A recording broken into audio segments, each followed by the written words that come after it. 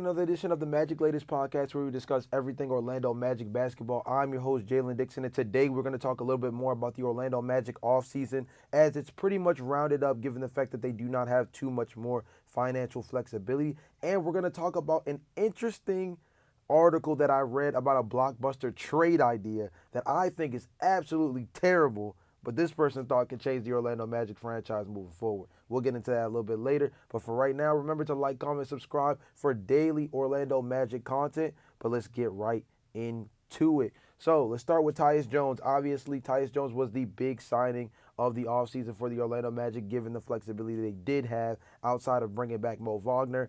Big time signing at the point guard position as a backup point guard to fill out this backcourt rotation that has Anthony Black, Jalen Suggs, Desmond Bane, and now Tyus Jones to fill things out. He's coming in for about 1 year, $7 million. Unironically, this is very hilarious when you look at what they were able to grab him for, given the fact that his brother Trey Jones signed with the Chicago Bulls for a 3-year, $24 million contract. That would be on an annual basis, $8 million.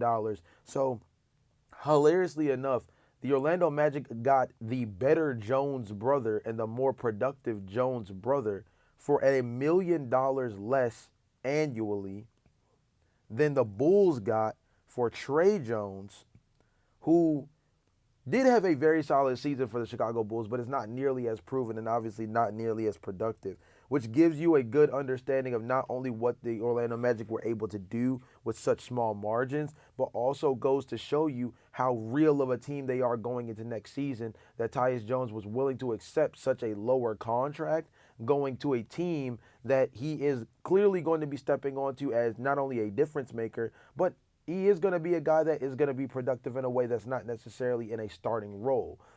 So, with that being the case, Tyus Jones to me is one of the more interesting signings of the summer because it also is indicative of a lot of what a lot of these ESPN and online analysts that we've discussed over the last couple of episodes have been saying about the Orlando Magic as this team that could be the it kids of next season. I think Tyus Jones signing with them for this deal is a further representation that people believe the Orlando Magic are going to be a force to be reckoned with next year, given the fact that the state of the East is in such an interesting place with a handful of injuries spread out across some of the top teams from last year, and some of the teams that you would consider atop the Eastern Conference still have their own interesting questions to keep tabs on.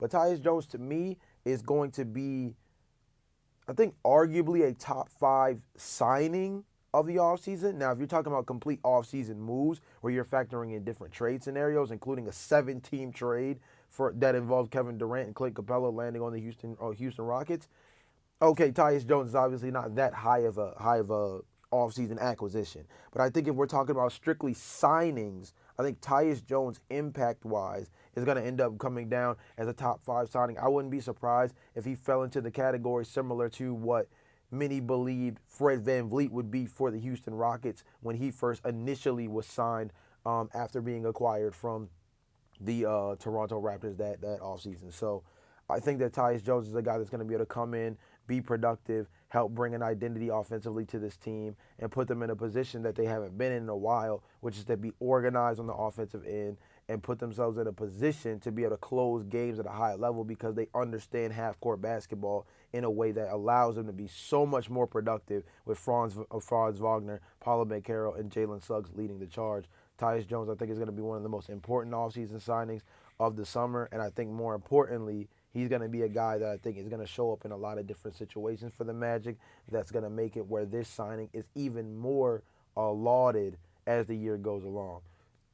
And with that being the case, Bleacher Report feels very similar. Bleacher Report actually gave them an A- for their free agency moves, with their 2 big signings being obviously Tyus Jones for $7 million and the return of Mo Wagner for $5 million.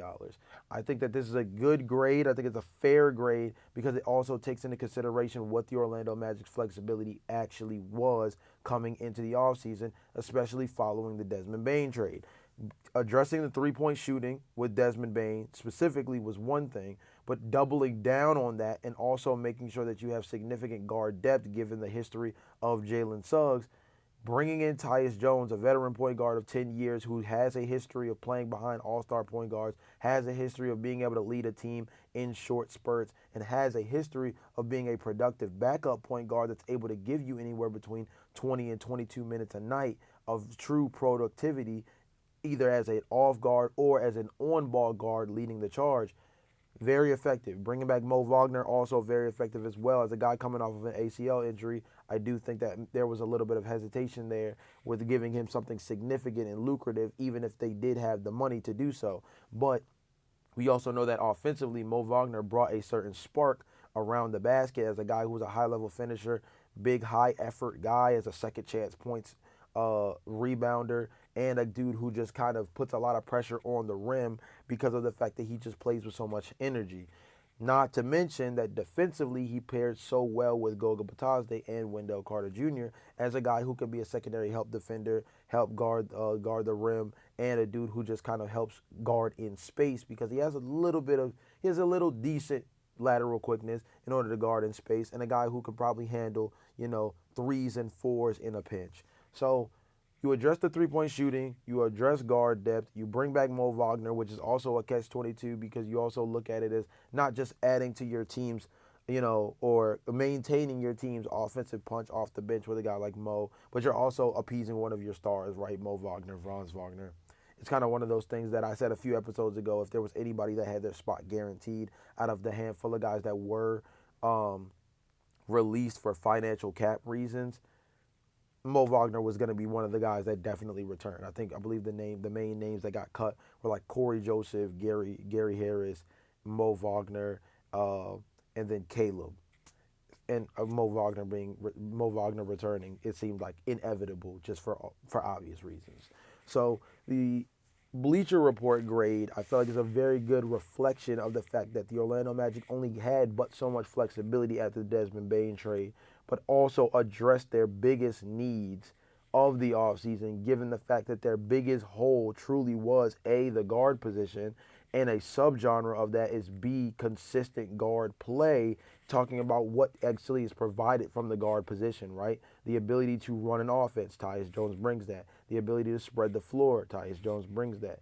The ability to get guys organized in a way that actually sets up their all-stars in an efficient way, Tyus Jones brings that. The versatility to be able to play next to other guards in different scenarios, Tyus Jones brings that. And I think specifically, although he does not have a defensive identity, he is more of a pass first, get you organized type of point guard. That works relatively well where he can play off of Anthony Black, Jalen Suggs, or Desmond Bane, because those three guys do have a defensive acumen. So it positions himself as an off guard who can be the secondary swing guy, the first initiator in terms of being able to bring the ball to the top of the key and get the set started. He's a guy who can pull up off the dribble. He's a guy who can pull up off the catch. I believe he shot 38% on catch and shoot threes at one point, if not last season and the year before. This is a guy who provides just a steady hand for a team that not only needs more veteran leadership, but also desperately just needs consistency at the guard position, and the ability for him to be so versatile within this backcourt opens up a lot of opportunity where I could honestly see a world where Tyus Jones is in like 6-man of the year conversations this upcoming year.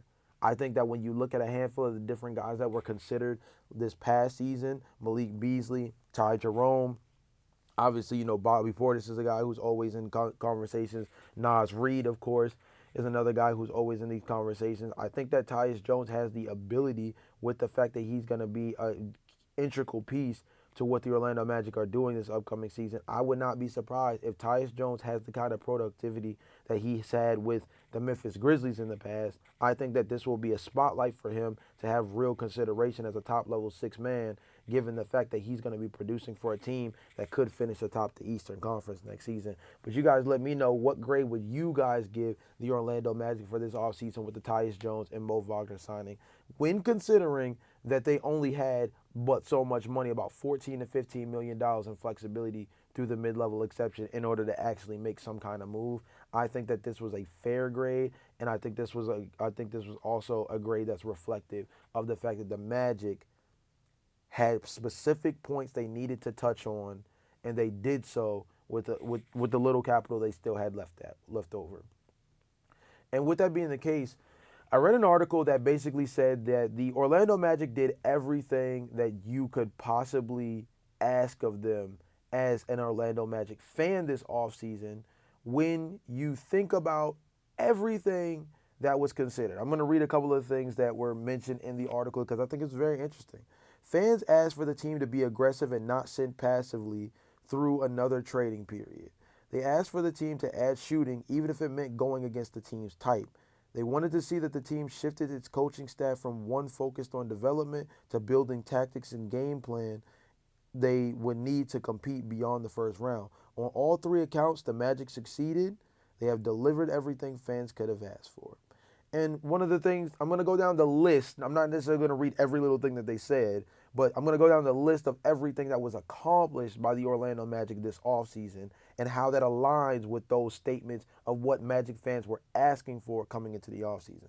So one of the biggest things was the criticism over Weltman's patience reached a fever pitch after the Magic sat out the NBA trade deadline this past season.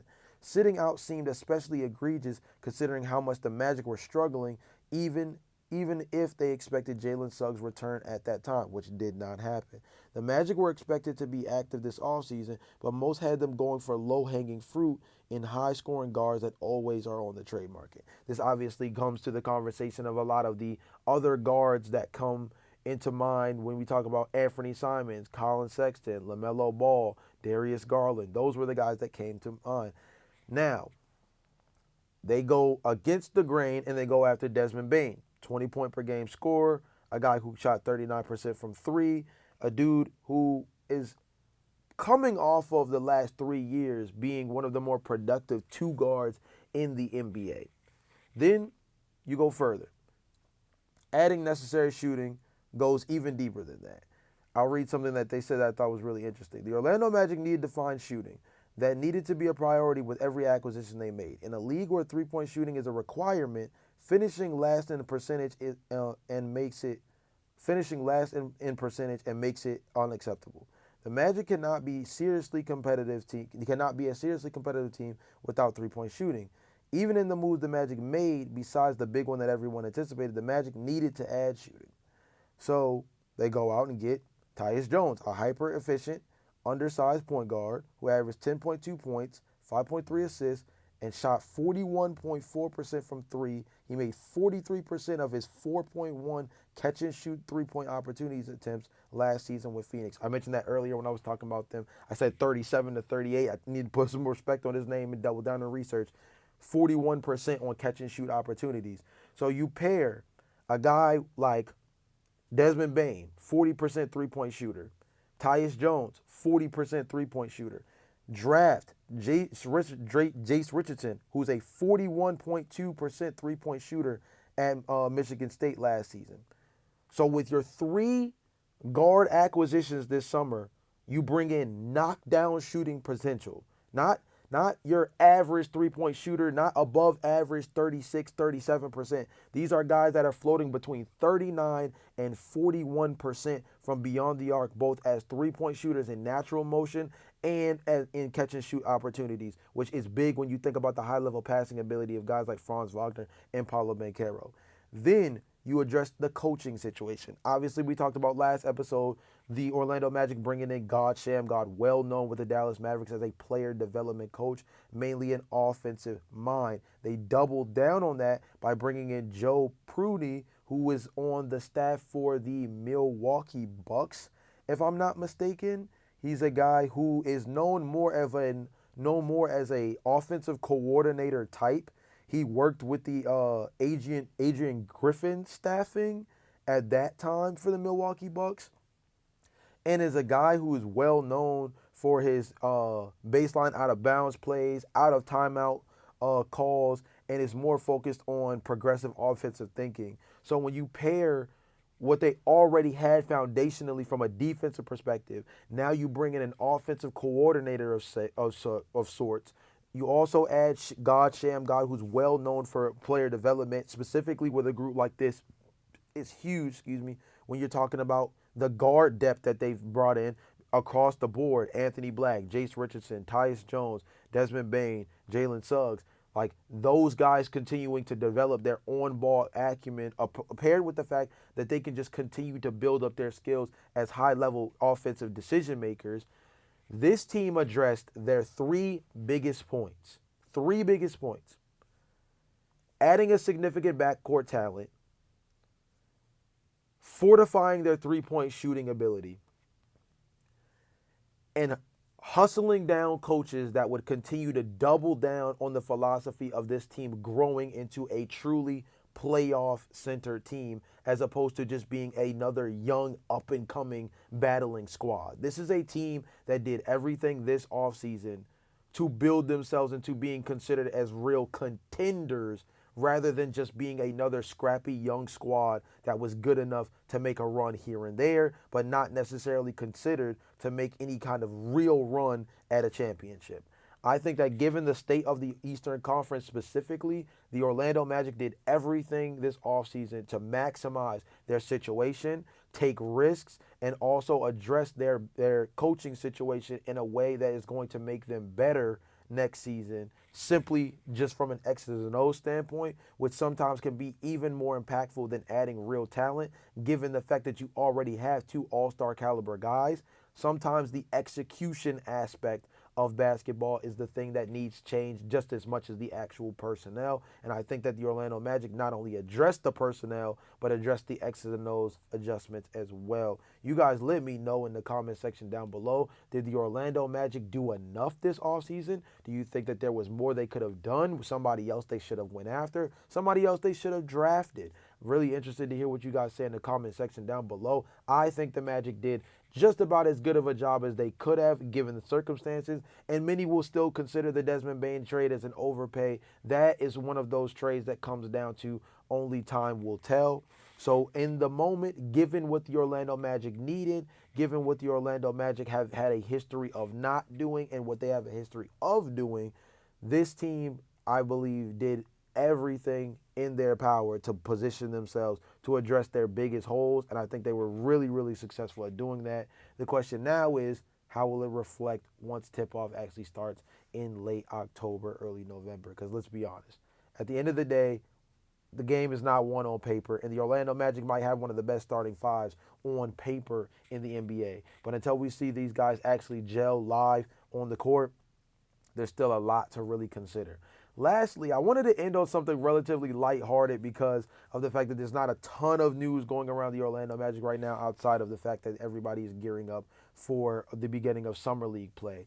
And it was that I stumbled upon an article from TWSN that basically comes up with the idea of the 76ers trading Joel Embiid to the Orlando Magic. And I thought this was hilarious because looking at what the Orlando Magic have done this offseason, you just would wonder to yourself, why in the world would the Orlando Magic sign up for a Joel Embiid trade? Now, let's go ahead into it. The writer preferences that this is a prediction, not a report. This is just something that he is interested in and believes could be a thing that the Orlando Magic pursue.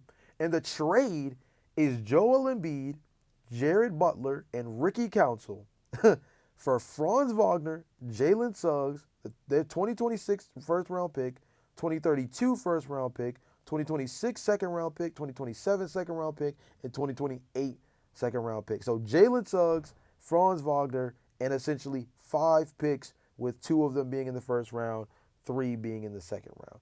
He says, rather than simply getting a ton of first-round picks for Joel Embiid, the 76ers get a future superstar and young starting point guard. Franz Wagner is a big step down from Joel Embiid right now, but he's only 23.